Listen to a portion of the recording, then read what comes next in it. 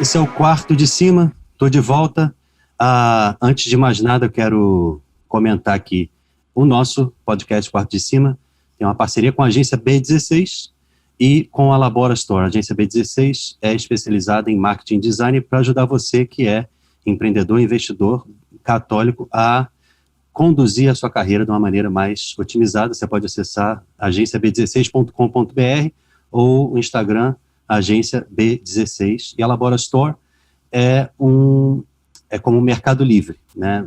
É um marketplace que você pode acessar os produtos de mais de 50 vendedores que também estão ligados ao mercado católico, e você também pode anunciar os seus produtos. Acesse laborastore.com.br ou @laborastore, beleza? Hoje eu estou aqui com uma pessoa muito especial que já estou um tempão tentando aqui sincronizar horários, dias disponíveis, e graças a Deus hoje deu certo. Hoje no perfil dele diz Hugo de Maria. Estou com ele aqui. Como é que você está? Tudo bem? Daí, Pedrão, tudo bem? Alegria estar aqui com você, cara. Que bom. Eu falei hoje no perfil porque tinha o Hugo Santos, né? E aí houve essa mudança. Vamos começar perguntando sobre isso? Tem um artista português chamado Hugo Santos. Sim. E ele é um artista de candomblé, cara. Aí eu tinha que mudar o nome, aí eu achei que Hugo de Maria era como eu era mais conhecido, né? A maioria da galera que eu conheço, que são meus amigos, me chamam de Hugo de Maria, então deixei Hugo de Maria só. Mas é mesmo, então, seu sobrenome, né? Porque eu achei que fosse uma questão de consagração à Nossa Senhora. É uma questão de devoção mesmo. Não é meu sobrenome, não. Meu sobrenome é Santos. Sim. Não, achei que poderia ser, né? De Maria, Santos de Maria, alguma coisa assim, né? Uhum. Eu sou português, sou cidadão português, e o que tem de Pedro Veiga é assustador, né? Veiga é como se fosse Silva aqui no Brasil, né? Veiga tem tudo quanto é canto lá. E aí, tinha também, eu estava querendo o Instagram, @Pedro Veiga, vi que já tinha, fui atrás, o sujeito tem, vamos dizer, 12 seguidores e nenhuma atividade no feed. Então eu fui, mandei um DM para ele e falei, você se incomodaria assim de trocar, porque eu sou produtor musical, atuo no mercado católico? Ele, não. Aí eu, gente, mas você nem usa e tal. Acabou que eu arrumei uma outra pessoa, eu fiquei com Veiga Pedro, tá ótimo também, porque aí funciona do mesmo jeito. Mas Hugo, cara, que alegria falar com você. Eu queria aprender sobre você, sobre a sua história, e acho que tem muita gente também que vai gostar, já viu o seu testemunho e tal, mas eu acho interessante a gente entrar em aspectos assim, um pouco mais do início da tua vida. Como é que foi a sua descoberta de Deus? Você sempre foi católico ou houve um período assim de experiência mais profunda? Então, a minha família é de berço católico e evangélico, né? Uhum. Minha mãe era católica e o meu pai, a família do meu pai, na verdade, era evangélica. Meu pai, ele é do espiritismo, né? Sim. Então, era uma mistura, assim. Meu pai espírita, a família do meu pai evangélica e a minha mãe e minha avó muito católicas. Então, eu nasci nessa sopa de religiões, né, cara, e fui crescendo, aprendendo um pouco de cada linha de pensamento, de religião, e na minha cabeça, até uns 6, 7 anos, todo mundo salvava, né, a pedra salvava, o espírito salvava, o vento salvava, Jesus salvava, todo mundo era um Deus possível. É interessante, até interrompendo um minuto, uma ex-namorada minha falou, que ela também era do candomblé, ela falou, Pedro, Jesus é como se fosse um dos orixás, ele te leva a Deus, assim como Exu, ou seja o que for. Então, assim, existe essa visão, né, bem deturpada da coisa. É uma visão generalizada, porque existem muitos deuses e tal, então eu cresci nessa ideia de que todo mundo salva. E também cresci na ideia de que todo mundo tem que se conversar, né, cara? Porque minha família era uma mistura de pensamento, de ideia, e todo mundo se amava, todo mundo se conversava, todo mundo tinha comunhão. quando se juntava em festa de vó, de vô, de pai, de primo, ninguém tinha religião, todo mundo estava junto ali, misturado, todo mundo era da mesma família. Então, eu cresci nesse âmbito, né? Mas, como todo ser humano chega uma fase da vida, você tem sede da verdade, sede do que é verdadeiro nisso tudo, e eu fui atrás, né? Fiz primeira comunhão com 12 anos, no dia 12 de outubro, né? E ali, na hora da comunhão, quando eu recebi a comunhão, na verdade, eu senti um vazio, assim, existencial muito grande, mas muito grande, assim, e eu não estava entendendo, porque eu tive uma catequese muito boa, né? A minha catequista era uma freira, Dona Sara, e ela, na verdade, ela tinha sido freira e ela saiu do convento e todas as filhas dela se tornaram freiras. Ela tinha 5 filhas e aí todas as 5 filhas se tornaram freiras e ela sabia muito da Bíblia, né? Então ela me ensinou, né, esse caminho, mas mesmo sabendo, né, bem da catequese, assim, sabendo quem era Jesus Eucarístico, eu senti assim, esse vazio existencial e eu falei, cara, tem alguma coisa errada, eu preciso ir procurar Jesus. E aí eu fui procurar, né? Eu lembro, cara, assim, uma revelação aqui no seu podcast, né? Eu lembro, assim, de eu ter momentos de locução interior, assim, onde eu escutava a voz de Jesus no meu coração, falando as coisas para mim. E eu lembro, cara, que a Dona Sara, que era minha professora, ela falou que essa voz era do meu anjo da guarda. Então eu comecei a cultivar isso. Minha avó era muito devota de anjo da guarda, né? Sim. Foi a primeira oração que eu aprendi, foi a do Santo Anjo. Então, minha avó, ela sempre teve essa coisa do anjo da guarda. Minha avó também era portuguesa. Então, ela tinha essa coisa do anjo da guarda e de Nossa Senhora de Fátima. Então, eu lembro, cara, que eu estava na ponte indo para a primeira comunhão, estava com a roupa da primeira comunhão, com a minha mãe, e eu estava passando numa pontezinha dessas de valão, sabe? Esses valão do interior que tem uma pontezinha. Eu estava na pontezinha, no final da pontezinha era a igreja, cara, eu lembro do cheiro desse dia. E aí eu escutei dentro do meu coração assim, ó, a partir de hoje você vai me procurar. Eu não vou mais falar com você. E a partir daquele momento, assim, nunca mais mesmo eu ouvi essa locução interior, né? Nunca mais naquela época. Eu tive mais essas locuções interiores e eu fui procurar Jesus, cara. E fiz primeira comunhão e fui para todas as religiões possíveis, assim. Então eu não tinha preconceito em relação à religião, então eu fui procurar Jesus em tudo: candomblé, umbanda, espiritismo de mesa, eu fui para Seixonoye, fui para Testemunha de Jeová, Mórmon, tudo mesmo, Assembleia de Deus, Batista, Presbiteriana. Eu viajei, eu andei em todas as igrejas, assim, todas. Mas Hugo, você acha que isso traz algum benefício de alguma maneira, assim, essa pluralidade, ao menos para você entender a dinâmica de cada grupo e compreender, né? Para mim teve, porque eu primeiro que eu estava procurando Jesus, eu estava procurando a verdade, né? A palavra diz assim, que a verdade, se você a procura, você bate na porta e essa porta se abre. Então, a verdade te liberta. Então, eu fui procurar a verdade. Então, quando eu via que as coisas não batiam, e eu sempre fui muito racional, assim, muito CDF, quando algumas coisas não batiam e eu questionava e não batia, não tinha uma explicação racional, ou não dava para entender pela lógica que eu tinha aprendido da Igreja Católica, que tinha alguma coisa que não batia, eu falava, não é aqui. Aí eu ia para outra coisa, né? E aí eu ia para outra coisa, até que eu, participando da Igreja Batista, com os meus primos, que meus primos eram batistas, eu tive um encontro, assim, muito profundo com Jesus na Igreja Batista. Mas não foi um encontro que a renovação fala do batismo no Espírito, sabe? Essa coisa toda. Não, foi um encontro nos irmãos, assim. Eu me senti acolhido, eu me senti amado, eu me senti casa, né, com eles, eu me senti família, talvez por causa deles serem meus primos, e fiquei por lá. Mas não tinha uma religião definida ainda, né? Eu fiquei por lá e fiquei, né, rodando com eles, virei líder de célula, aprendi a cantar, a tocar na Igreja Batista, meu primo pastor, e a gente começou a fazer um monte de coisa, e aí, num dado momento, né, desses, eu ia para a missa com a minha mãe no domingo, ia para o culto na quarta-feira, né? E com meu pai, às vezes, eu ia no candomblé na sexta-feira, né? Então, era uma mistura bem eclética, assim. Mas o seu pai que é o evangélico? Meu pai, que a família dele era evangélica. Mas ele também ia para candomblé? Meu pai era espírita.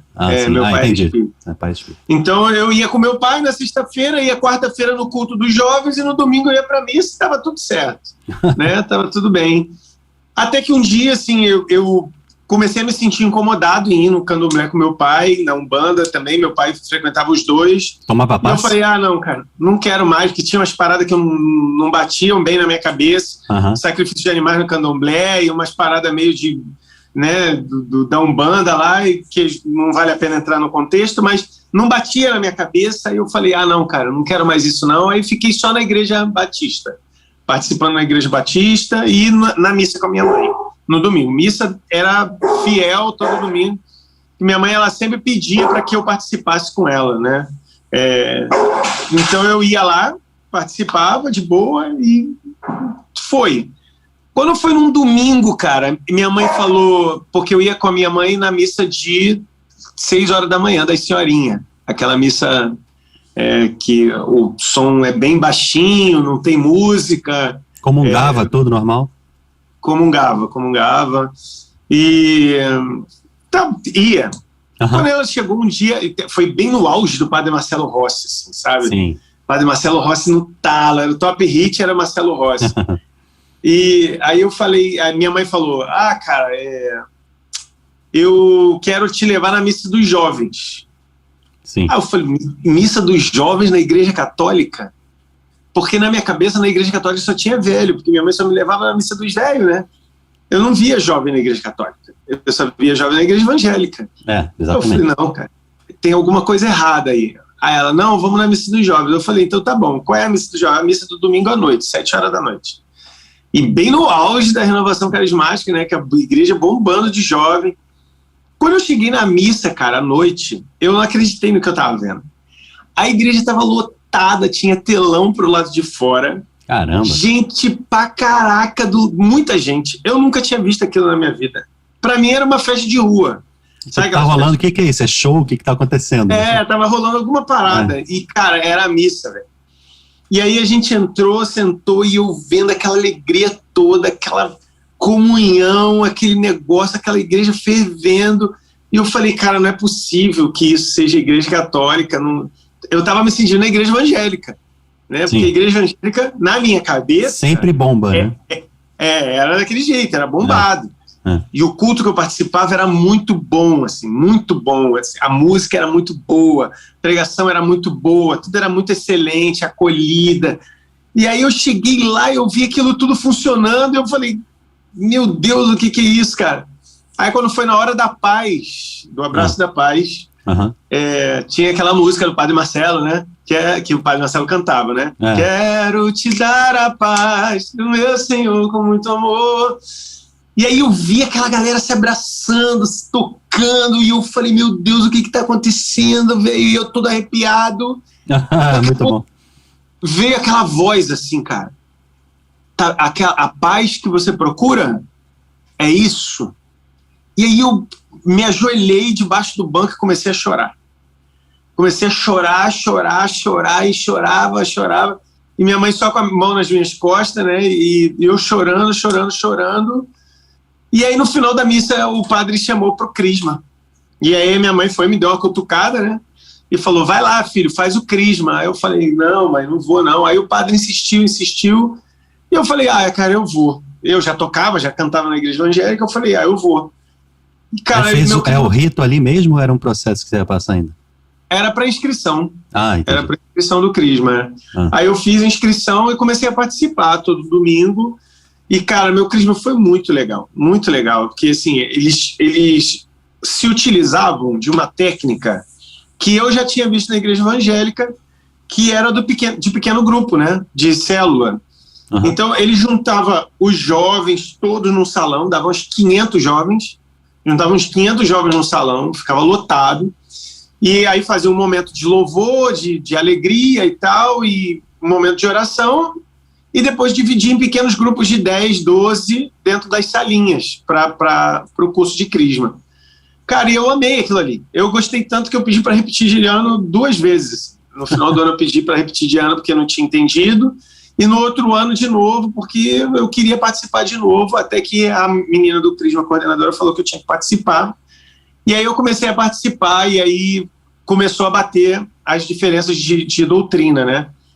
Porque quando eu comecei a estudar, aí eu comecei a ver que algumas coisas eram bem diferentes da igreja evangélica para a igreja católica.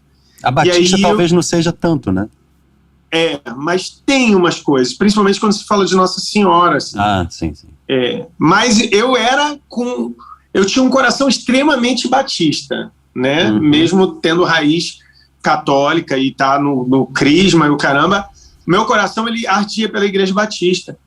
E aí eles começaram a fazer um trabalho de catequese muito forte comigo em relação a Nossa Senhora, mas eu sempre muito relutante, comecei a participar, assumi o grupo de jovens, comecei a participar da Renovação Carismática Católica, conheci as novas comunidades, e um dia eu estava em casa, eu já estava tocando, já estava cantando na igreja, eu era coordenador do Ministério de Música, coordenador da Juventude Vicentina, coordenador do grupo de jovens. Isso em que bairro, em que cidade? Rio, né? Jardim Novo, lá em Realengo. Sim, em Realengo. E aí assumi dos pequenos grupos do Crisma, comecei a trabalhar no Crisma também, e um dia um irmão de caminhada, assim, de amizade, sabe, de barzinho, que a gente ia tocar em barzinho, voz e violão, ele chegou para mim e falou, cara, vamos para uma parada aí. Eu falei, vamos, mas para mim ele tava me chamando para ir para um barzinho, sexta-feira à noite. Eu falei, aí ele falou, não, mas a gente vai para dormir. Aí eu falei, vamos para dormir, o que a gente vai? Vamos para rave?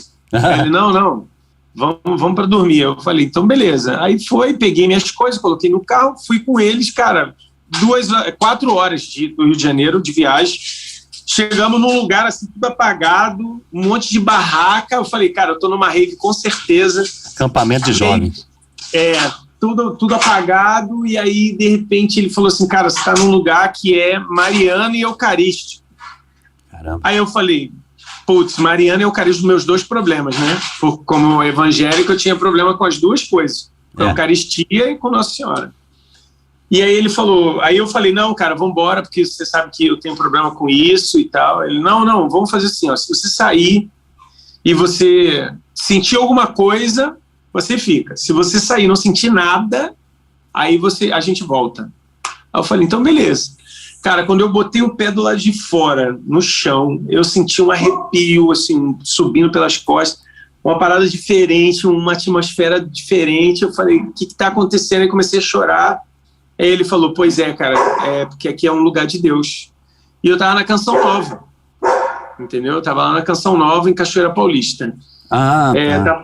Num retiro de oração, num acampamento de oração. E lá eu tive uma experiência profunda de batismo no Espírito Santo. Engraçado, como é que ele sabia? Se você sair, se você não sentir nada, tipo, ele já tinha essa fé real, muito legal isso, né, cara? Sabia que você ia ter alguma experiência, assim. Ele era um cara muito religioso, né? Ele foi seminarista e tal.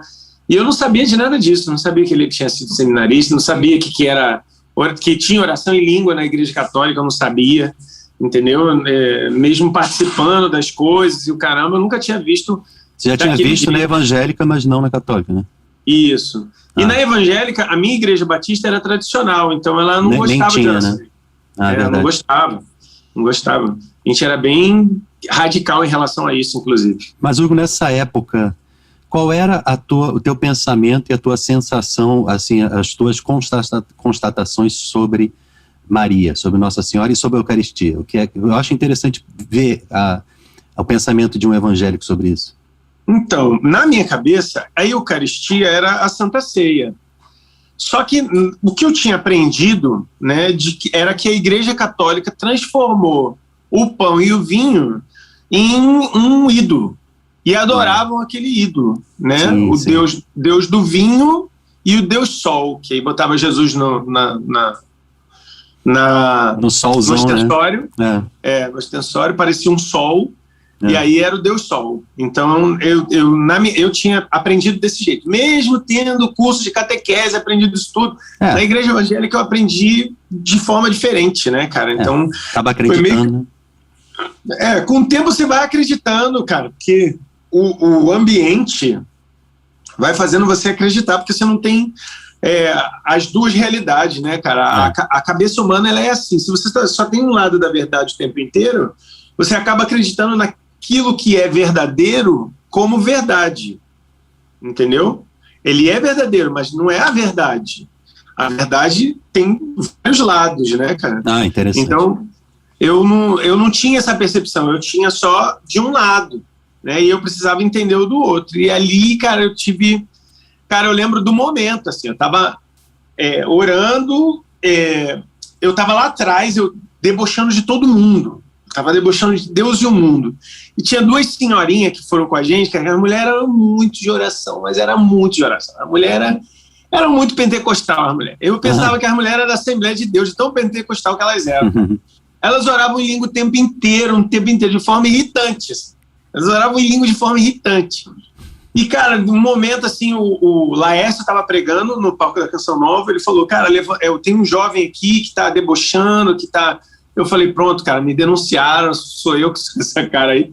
E aí ele falou, levanta o teu braço e diga comigo, Jesus. Aí eu levantei meu braço e falei, Jesus. Ele falou, me toma. Eu falei, me toma. Eu repousei no Espírito, né? Repousei e, cara, apaguei 2h30, mas assim, eu desmaiei. Eu não lembro de nada nesse tempo. Não lembro de nada. E aí, quando eu levantei, estava tendo procissão do Santíssimo, e era o Padre Zé Augusto, que estava com Jesus Eucarístico na mão, assim, bem grandão, e tinha uma senhorinha segurando uma imagem de Nossa Senhora de Fátima, andando junto com Jesus, assim. E eles conduzindo a adoração e tal, e Jesus veio na minha direção, assim. E eu, cara, impactadíssimo com aquilo tudo, e com problema com Jesus Eucarístico e Nossa Senhora, e os dois vindo na minha direção. E eu falei, pronto, cara, é agora que o bicho vai pegar, e aí minhas pernas começaram a tremer, e Jesus parou na minha frente e eu blau de novo, cara. Repousei no espelho de novo. E aí, cara, quando eu levantei, velho, eu levantei assim, ó, com uma certeza no coração de que a Igreja Católica era verdadeira, sabe? Era de verdade. E eu falei, não, cara, é isso que eu quero pra minha vida. Eu achei a verdade que eu tava procurando, achei a paz que eu tava procurando. Eu quero isso pra minha vida. E sair daquele retiro, assim, com a certeza absoluta de que meu lugar é na Igreja Católica. E a minha visão de Nossa Senhora não mudou. Porque a Eucaristia, para mim, era o Deus Sol e o Deus do vinho. E Nossa Senhora era uma mulher qualquer. Era uma mulher que, na minha cabeça, meu discurso era esse, né? Era assim, ó, se Deus tivesse falado com outra mulher, teria aceito. Nossa Senhora só foi uma das. Naturalmente seria isso, né, na verdade. Então, esse se não tivesse nenhum mistério em volta de nada. Não, pra mim não tinha mistério. E na minha cabeça, assim, ó, tá tudo bem. Nossa Senhora ser essa mulher.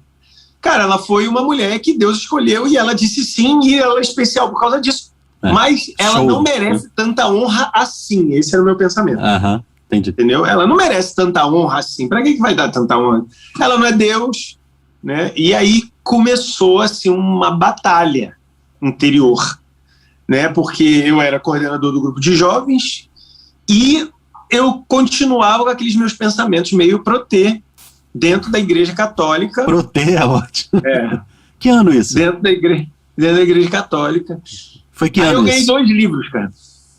Foi que ano isso? Isso foi... Eu tinha 20 anos. Eu tô com 25 anos atrás. Tá. Então, 90 e pouco. Isso. 97. Aí eu cheguei e falei... Eu ganhei esses 2 livros desse meu amigo que era seminarista, que me levou pra Canção Nova. Ele me deu 2 livros. Ele me deu o Tratado da Verdadeira Devoção à Santíssima Virgem e o Glórias de Maria, Santo Afonso Maria de Ligório. E ele sabia que eu gostava muito de ler, estudar. Minha mãe era professora, falava 2 línguas, então eu gostava muito de ler. E aí ele foi e me deu esse livro. Ele falou, esses 2 livros vão acabar com as suas dúvidas em relação a Nossa Senhora. Em relação à Eucaristia, depois a gente vai ver. Aí eu falei, tá bom. Cara, eu li os 2 livros, eu fui batizado no Espírito, assim. Quando eu li o tratado, a minha cabeça mudou radicalmente, assim, em relação à Nossa Senhora. Eu tinha a certeza absoluta de que Nossa Senhora não era uma mulher qualquer, de que ela era uma mulher especial, de que Jesus realmente tinha sido um filho agraciado de ter uma mãe agraciada desse jeito. E aí eu fui ligando as coisas, aí eu fui lembrando, cara, de um monte de coisa. Por exemplo, eu nasci no dia 1º de janeiro, que é dia de Nossa Senhora. Eu fui batizado no dia 13 de maio, dia de Nossa Senhora de Fátima. Primeira comunhão 12 de outubro, dia de Nossa Senhora Aparecida. Minha mãe se chamava Maria, né? Então eu comecei a ligar. Um monte de coisa. Ligar as coisas, ligar, e eu falei, cara, é isso. E aí continuei com a minha ideia de Eucaristia zoada, né? Mas deixa eu te perguntar algumas coisas, só para fazer algumas inserções, assim, porque tem tanta coisa interessante que você falou. Lá atrás você tinha contado as suas experiências, né, com doutrinas e tal. Você acha que no momento que você repousou 2h30, você acha que tem a ver com um processo de libertação ali? Tem, né? Tem, com certeza. A renovação, ela ensina que o repouso no Espírito é quando você está no... Tem aqui, ó, o consciente, o pré-consciente e o inconsciente. Entre o consciente e o inconsciente tem uma linha, que é um limite, né? Do consciente tem o pré-consciente e o pré-consciente tem o inconsciente. Desse ponto para baixo você não lembra de mais nada. Daqui para cima você lembra, mas se você está no pré-consciente aqui, nesse nível aqui, você lembra, mas não lembra. É aquela coisa meio... Né? Então, quando você vai para o repouso, algumas pessoas vão para o nível do inconsciente. Outras pessoas ficam nesse limite aqui. Né? E a renovação, ela ensina que quando uma pessoa repousa, ela repousa para a cura. Né? Então, assim, não tem repouso sem cura. Se o repouso é genuíno, né? Porque tem a histeria também. A gente sabe disso. Né? Tem a histeria. A galera... Caiu cai 50, né? Mas porque o outro caiu, eu vou cair também. Então tem isso dentro da igreja. Quando a pessoa que está rezando já não empurra o outro para o chão, assim, ou quando não induz. Então tem tudo isso. Eu apaguei, cara. Então eu fui para o inconsciente. Né? E lá no inconsciente eu acredito, assim, piamente que eu fui tratado ali. Né? De coisas bem profundas, de coisas muito profundas. Eu só repousei, assim, 4 vezes na minha vida. Eu só reposei uma e eu sempre fiquei assim com ciúme dos outros que reposavam. Eu ficava assim, poxa, acho que eu não sou especial, entendeu? Deus não me escolheu ainda, porque não tem... Uma vez no acampamento no Shalom primeiro que eu fiz, aí eu reposei meio que de lado, assim, a pessoa que estava rezando por mim até achou que eu estava me machucando, mas eu sou todo flexível e fiquei assim, sentado no chão de lado, deu tudo certo. E exatamente, aquela coisa consciente, mas num estado de repouso que eu mesmo pensava, interessante que eu tô repousado, eu não tô aqui porque eu quero, assim, eu reposei mesmo, mas assim, lembrando de tudo, né, interessante esse negócio. Mas existe ali um processo de purificação. A palavra repouso remete a descanso, né, então, por exemplo, se você vai pro limite ali, você ainda tá ouvindo as coisas, mas você tá naquele limite ali, e é um repouso genuíno, você, quando levanta, você levanta meio sonolento, assim, meio descansado, caraca, o que aconteceu, velho? Meio grog, porque é o repouso, ele faz isso. Uma outra coisa que eu estava pensando do teu testemunho que você estava falando, eu vou voltar a falar, só porque tem tanta coisa legal que eu achei legal intervir. Peraí. Você teve uma experiência verdadeira e a partir dali você começou a entender, esse aqui é o meu lugar, essa aqui é a verdadeira paz e tal. Quantas pessoas têm a sensação ou ainda não tiveram essa experiência? Como é que você acha que é possível fazer um caminho para se expor a Deus e Deus fazer esse tipo de aproximação dela ter uma experiência, né? Porque às vezes as pessoas ficam só no nível da teoria ou do conhecimento. Eu fui catequizado e entendi, então Jesus é isso, Deus é isso, né? Como é que você acha que um jovem pode, assim, se aproximar mais e permitir que Deus haja? Então, 2 caminhos são propostos, né? Santa Teresa de Ávila, ela fala disso. 2 caminhos são propostos, o caminho do conhecimento e o caminho do amor, né? Não que o amor não seja conhecimento e nem que o conhecimento não seja amor, mas são caminhos diferentes. Deus ele se manifesta através do intelecto e ele se manifesta através do amor, né? Então, por exemplo, se você tem facilidade de se sentir amado e etc., vai pelo intelecto. E se você tem dificuldade de ser amado, vai pelo amor, né? Ele se manifesta desse jeito. E como é que vai pelo amor? Hã? Como é que vai pelo amor? Então, pelo amor é ser amado, né, cara? Por exemplo, eu tenho uma amiga minha que ela se converteu e ela era evangélica também, né? E ela tinha muito problema com os pais e ela tinha uma dificuldade muito grande de relacionamento com o pai dela. E quando ela teve assim, um momento com Jesus profundo, foi no retiro da Colo de Deus, e ela foi tomada assim, de um amor paterno muito grande. Ela foi tomada por um amor paterno muito grande. E nesse impacto que ela teve, ela começou a participar mais da comunidade. Então ela se sentiu acolhida. Ela já era uma pessoa de profundo conhecimento bíblico e etc. Então, o que faltava no coração dela era essa parte afetiva espiritual, né? Então, que ela se sentiu na comunidade.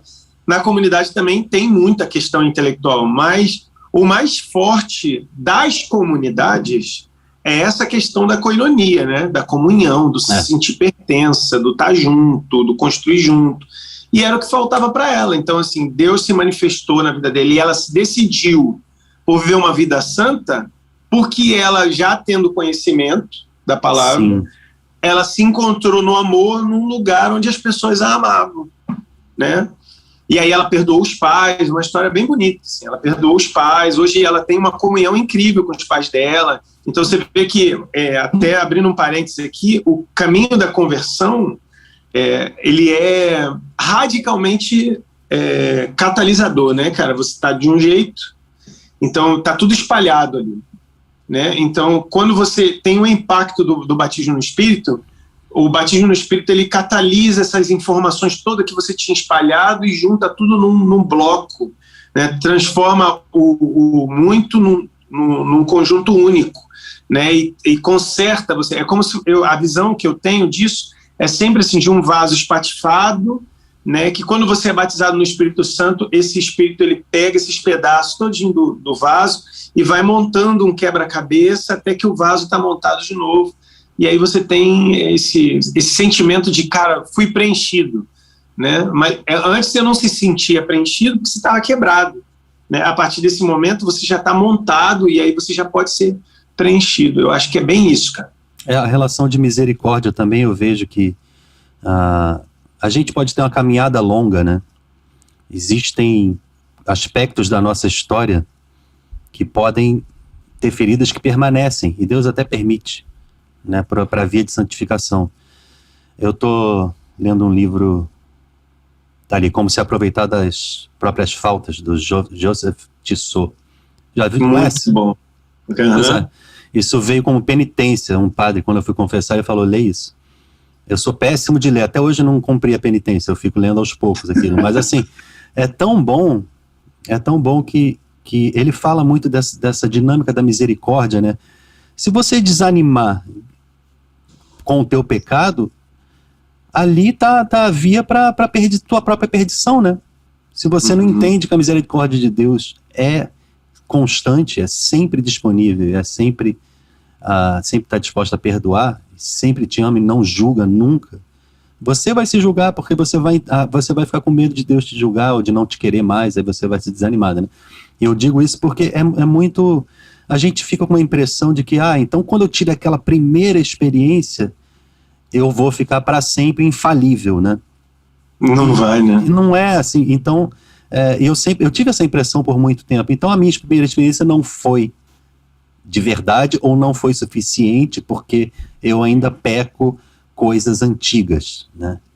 O que você pode dizer um pouco sobre isso? Eu estou meio que utilizando das suas palavras para informar e para formar jovens, né, que assistem. Tem a terceira via, né, que Santa Teresa de Ávila fala, que é a via purgativa, que é a via do amor, da dor, né, que é a via do amor, mas é que ela divide assim, né, a via da dor. Se você não aprende pelo amor, você acaba aprendendo pela dor.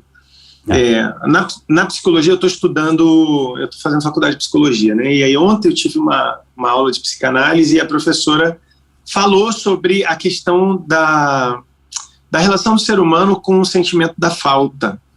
E que hoje, né, a gente não sabe lidar com a falta, a gente acha que a gente tem que ser completo o tempo inteiro. E que a gente tem que se acostumar com a ideia de que sempre vai faltar alguma coisa mesmo. Né? E que essa falta, essa coisa de, cara, tá faltando alguma coisa, é que vai fazer você procurar. Deus, eu uma vez eu ouvi uma pregação do padre Raniero Cantalamessa e ele falava assim, que Sim. Deus, quando fez o homem, ele fez o homem como um quebra-cabeça que falta uma peça, para que ele caçasse essa peça o resto de sua vida e o encontrasse. Então, assim, essa coisa de ainda pecar nos pecados antigos, eu acho que é bem isso, sabe? O espinho na carne de Paulo, a luta constante para que o homem velho não ressuscite. Né? Porque a gente se converter é difícil. Entendeu? É muito difícil. Mas para a gente desconverter é muito fácil. Muito fácil. A sensação é que não tivesse convertido nunca, já que desconverte tão fácil, né? É muito fácil desconverter. Né? Então, como diz na igreja evangélica lá, desviar. Né? O irmão desviar é muito fácil. Né? Porque se manter no caminho é muito difícil. Porque o caminho é estreito, né, irmão? O caminho é difícil, o caminho é um caminho feito de renúncia, ele dói, você se sente sozinho, você se sente abandonado. É a via crucis de Jesus, ele viveu a primeira e a gente segue ele vivendo a nossa. E quando a gente se depara com as dores do caminho da via crucis, a gente não quer viver. Aí vem o desconverter, vem os pecados antigos, né?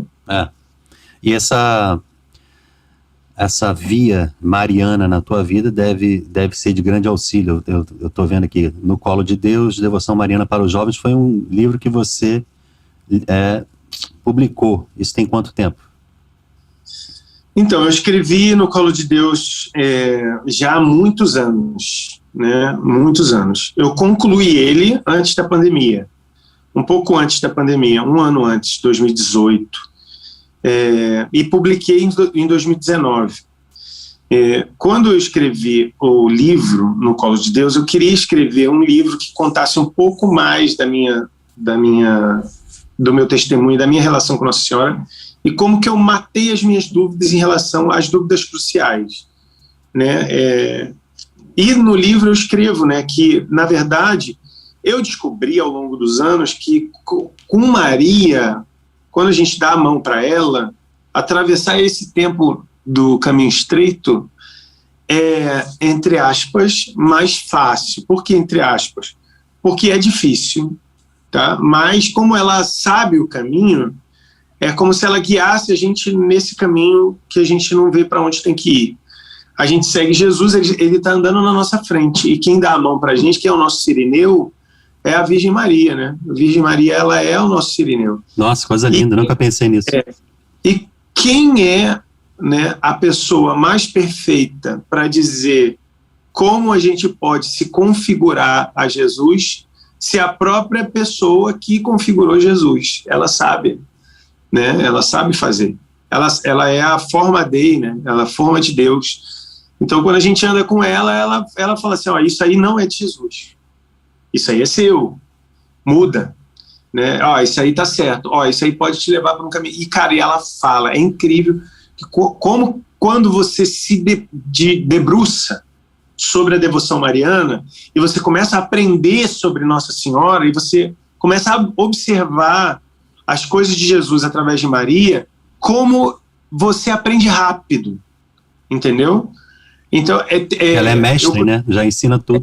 Eu costumo falar para os meus filhos assim, meu filho tem 13 anos, ele veio me perguntar assim, pai, por que você é devoto de Nossa Senhora? E aí eu falei para ele vai fazer a primeira comunhão agora, né? Aí eu falei para ele assim, ó, porque assim, ó, filho, uma coisa é você aprender a andar de bicicleta lendo livro. Outra coisa é você aprender a andar de bicicleta subindo na bicicleta. E outra coisa é você aprender a andar de bicicleta, lendo o livro, subindo na bicicleta e com alguém segurando. Né? Nossa Senhora, ela é essa pessoa que segura a bicicleta e fala para você assim, ó, vai, e te empurra. Né? Então, é mais fácil. Há duas coisas interessantes que eu estava pensando nisso que você falou. Sozinho é ruim caminhar e talvez não seja possível. Então, tendo Nossa Senhora junto, você tem a companhia de alguém que vai te ensinar. Até esqueci a outra, mas eu acho que essa dinâmica dela é interessante, porque ela pode dizer exatamente, né, de uma forma, entre aspas, otimizada, porque ela é espelho do próprio Jesus, né, e a forma dele, como você falou. E sozinha é muito difícil. Então, eu acho que é interessante a gente lembrar que quando a gente não está conseguindo caminhar, é muitas vezes porque a gente não busca a voz de Deus e às vezes a companhia de alguém que possa te ajudar, te acompanhar, tem um diretor espiritual e tal, e a gente fica nessa... às vezes pode ser uma tentação até essa introspecção de autossuficiência, e aí nessa autossuficiência a gente não consegue dar os passos com constância, né? A gente dá 1, 2, 3 passos bons e aí depois desiste, porque precisa de acompanhamento, seja físico, seja pessoal, né, de alguém, e a escuta de Deus, eu acredito, né? E eu queria passar um pouco para essa fase sua da fundação da Colo de Deus. Eu estava lendo um desses releases, eu acho, pode-se dizer assim, eu nem gosto muito desse nome não, para falar a verdade, eu acho um saco, porque eu sou músico, e aí artista sempre, manda o release, aquela coisa, acho um saco esse nome. Mas diz assim, um trecho, né, fundador da maior comunidade jovem do mundo dessa geração. O que isso significa? É realmente a maior em quantidade? O que é? De presença digital, nós somos a maior, né, de presença digital entre a juventude. E também a questão de aglomeração de juventude em pequenos grupos. Né? A gente é representante do grupo, da ferramenta Alpha na América Latina. Né? A Colo de Deus ela é representante do Alpha, que é uma ferramenta de evangelização de pequenos grupos, e então a gente é a representante deles. O Alpha está espalhado pelo mundo inteiro, e eles tinham um escritório em Londres e eles mudaram o escritório para os Estados Unidos por causa da Colo de Deus, porque a gente está juntando jovem em tudo quanto é buraco. Aí lá tem muito o Colo de Deus? Nos Estados Unidos? Tem alguns, não tem muito, mas tem alguns. Tem bastante. Tem bastante. Na Europa também a gente tem bastante jovem. Então, assim, ela é considerada pelo Alpha a maior comunidade jovem do mundo. Jovem que a gente fala de 13 a 20 anos, né, que são os jovens adolescentes. Né, então, essa comunidade. Eu acho que eu posso, na posição que eu estou, conheço pouco a Colo de Deus, mas crio impressões e acho que ninguém é melhor que você para me esclarecer. Eu não sei se talvez pelo teu histórico, pela tua influência de evangélico e de católico, dê uma característica para a comunidade que seja muito livre, né? Por que eu digo isso?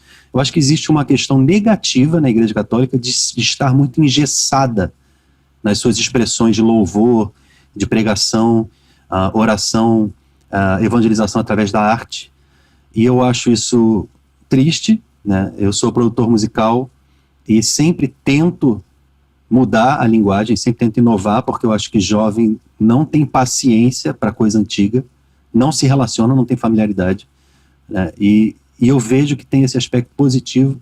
Você confirma isso? Tem uma característica assim, na personalidade da comunidade que tem a ver com o evangélico?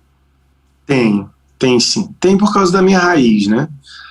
Quando eu vim para a igreja e tudo aconteceu, e eu me converti, etc., caminhei e fundei a Colo de Deus, eu fundei a comunidade para ser algo novo, né?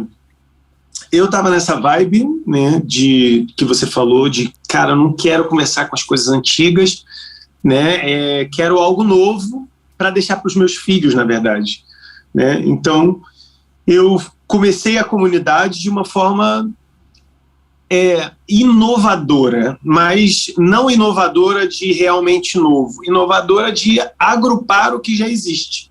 Porque assim, a oração em línguas já existia dentro da igreja, pequenos grupos já existiam dentro da igreja, a linguagem do novo já existia dentro da igreja, então tudo já existia, eu só juntei. Eu não inventei nada, eu só juntei. E aí, na questão da linguagem de comunicação, aí sim, aí a gente foi para a radicalidade do novo, porque realmente o mundo tinha mudado, né?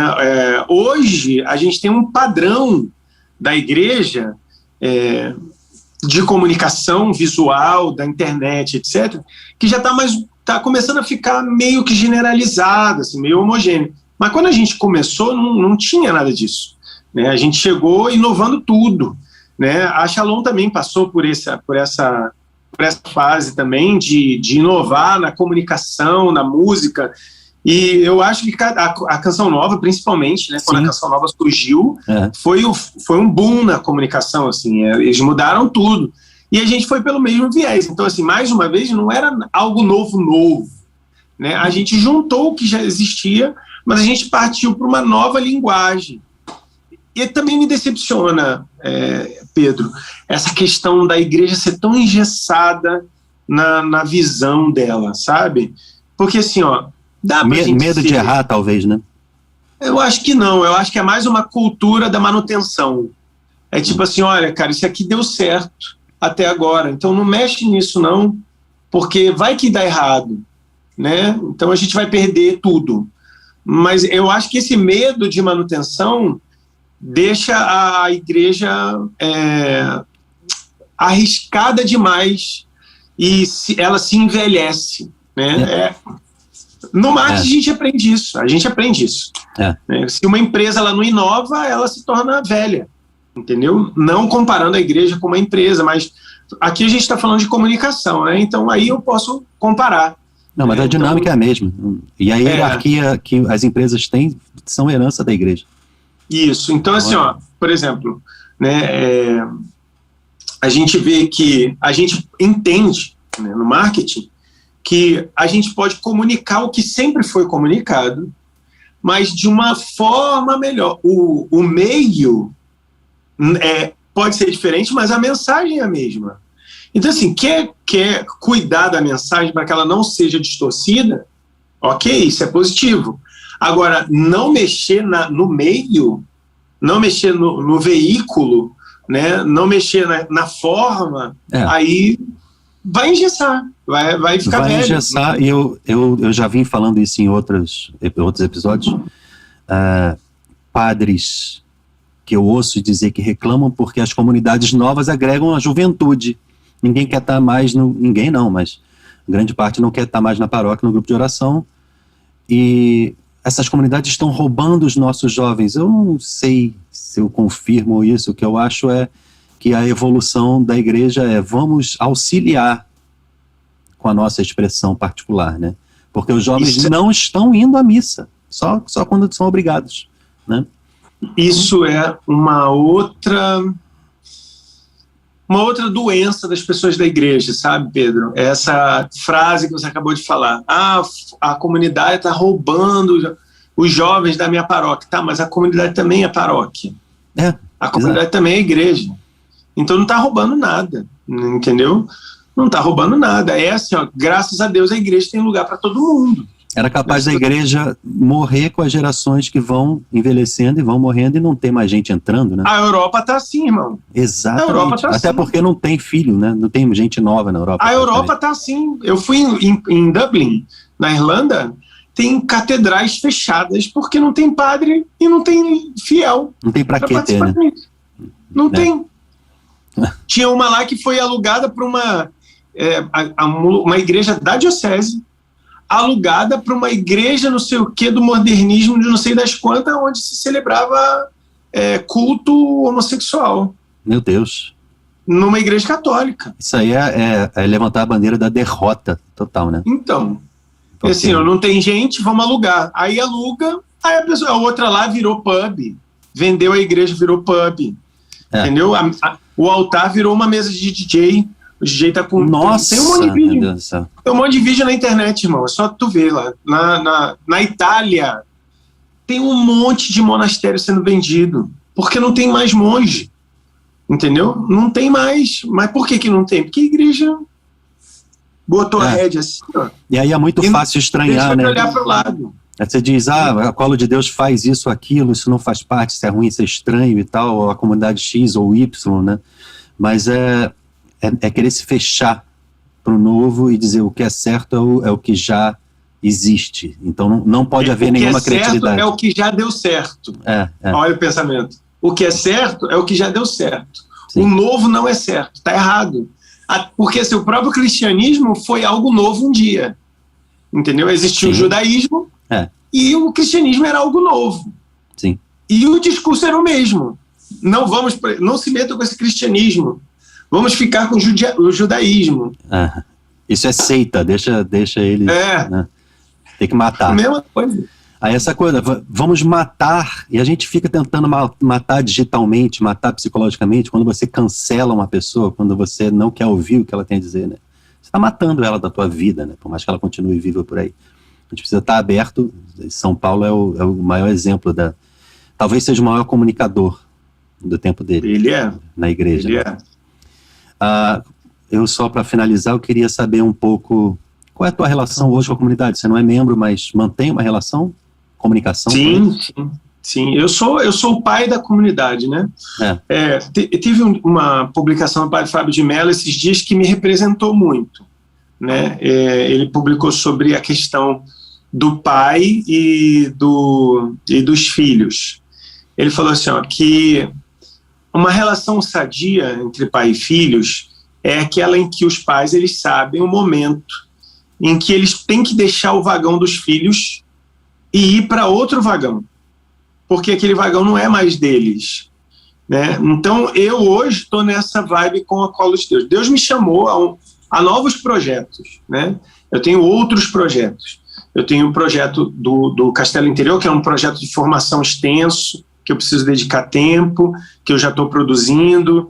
Tem outros projetos fora do país que estão congelados por causa da pandemia, mas que estão aí e que não dava para eu ser membro da comunidade e estar nesses projetos.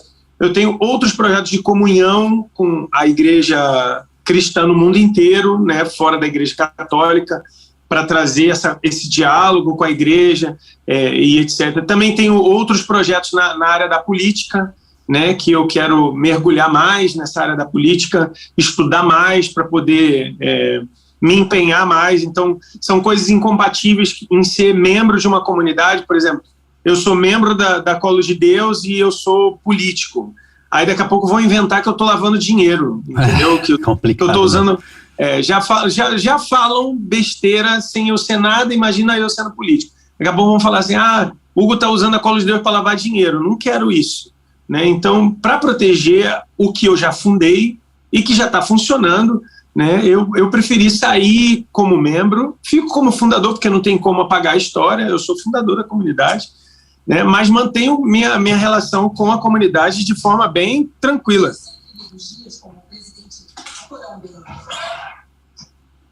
Isso aqui é o que acontece quando o cachorro aperta o controle remoto. Nossa, não, eu agora fui mexer num texto que eu estava lendo e entrou um áudio do WhatsApp, eu não sei nem se tocou para dentro da gravação aqui, não tocou não. Acontece. Mas você então acha que a Colo de Deus sofre com a ausência do fundador como membro? Falta formação do fundador ou não? Não. Eu já tô fora da cabeça da comunidade há 4 anos. Né? Eu tô só como membro da comunidade há 4 anos. O problema é que eu apareço na frente, da porta para fora, todo mundo vê o Hugo na frente. Então, é natural que as pessoas achem que eu estava sempre na frente, mas eu já não sou presidente da comunidade, por exemplo, da associação, há 4 anos. Sim. Né? Então, eu já não estou na cabeça já. Entendi. E eu preparei a comunidade para andar com as próprias pernas. Eu nunca fundei a Colo de Deus para ser minha. Eu fundei a Colo de Deus para ser da igreja. Nem dá, ser autêntico de Deus não é para ser de uma pessoa. Exatamente, né? E eu entendi isso. Então eu nunca fundei a Colo de Deus para ser minha. ela sofre com a minha ausência, mas eu acho que é um sofrimento afetivo, não formacional, teológico. Entendeu? Ela tem uma estrutura de formação muito bem formada pelas pessoas que ficaram responsáveis por ela, que eu coordenei o processo todo da formação. A gente tem um estatuto bem definido, a gente está em comunhão com a igreja, então a Colo de Deus ela tem capacidade plena para andar com as próprias pernas, de forma autônoma, independente, mesmo que eu morra, entendeu? Já está lá, já está tudo lá. E agora Deus me manda ir para outro lado, e é para onde eu vou para outro lado. E essa visão, assim, ó, eu estou em outro vagão, a hora que ele precisar, ele vai lá me visitar no meu vagãozinho lá, e aí tá pronto. Era isso que eu queria saber, o que é que falta, o que é que você quer hoje, como missão? Então, hoje, eu tenho uma sede muito grande da política, sabe, Pedro? Eu acho que, assim, porque eu entendo que existem muitas esferas de influência, né, onde a gente tem capacidade de fazer alguma coisa pela humanidade. A minha esfera da religião, eu já fiz o meu trabalho e fiz bem, graças a Deus. Eu olho para a Colo de Deus e eu tenho muita alegria no meu coração e gratidão a Deus por aquilo que Ele fez na minha vida e na vida de milhões de pessoas por causa da obra que eu deixei. É o meu legado. Mas eu acho que agora eu preciso ir para outra esfera, sabe? Eu quero ir para outra esfera. Eu quero ir para a esfera da política, eu quero ir para a esfera da sociedade, né, como cidadão, assim. Quero fazer alguma coisa diferente nesse sentido. Então, hoje eu estou estudando muito, né, para poder assumir esse posicionamento mais social, mais político dentro do Brasil. Tenho também o meu trabalho de formação, né, do Castelo Interior, que é um projeto meu, que é um projeto bem denso, né, onde eu falo de um cristianismo mais atual, é uma releitura dos documentos da igreja, né, não uma mudança dos documentos, eu acho que isso vale a pena frisar, não é mudança dos documentos, mas uma releitura de alguns documentos, dos livros clássicos da literatura católica, né, como o Castelo Interior, a Escada de Santidade, né, o Livro da Vida, e assim, uma releitura disso para os dias de hoje. Como que seria viver isso nos dias de hoje? Né? Então, eu falo muito dessa questão no Castelo Interior, e eu acho que é isso, cara, sair do país, conhecer novas culturas, sabe, abrir a cabeça, porque Deus me chama a ir para águas mais profundas, e a Colo de Deus tem o mar dela, e Deus está me falando para ir para outro mar, então eu estou indo. Eu acho isso sensacional, porque também essa tua inspiração que o Espírito Santo te dá é também uma grande novidade, porque o que se costuma ver é o fundador de comunidade continua, permanece nela, e o carisma de fundação permanece enquanto ele está vivo ali. E hoje Deus te chama ainda para algo diferente disso, né? Sim, a comunidade existe, graças a Deus, bom futuro para ela, Deus me chama para outras coisas. Eu acho que isso também, na época de São Francisco, deve ter acontecido algo parecido, não sei exatamente a história, mas tem um pouco disso, né? Tem um pouco disso, assim, né? Existe essa novidade também na igreja, né? Que nem mesmo o fundador precisa permanecer ali, né? Formando. Tem o formador da comunidade hoje em dia, e você é chamado a outras missões, sempre ligado e ouvindo aquilo que Deus te sugere, né? Eu acho isso muito bonito. Sim. Cara, obrigado, gostei muito de conhecer você, de poder conversar, pela tua disponibilidade de tempo, carinho e atenção. Valeu mesmo. Eu que agradeço, Pedrão. Vamos fazer isso mais vezes. Hoje, graças a Deus, não tive aula na faculdade, então deu tempo da gente gravar. Mas foi bem legal, cara. Vamos conversar mais. É isso aí. Vamos sim. Obrigado, cara. Um abração, Deus te abençoe. Tamo junto. Valeu.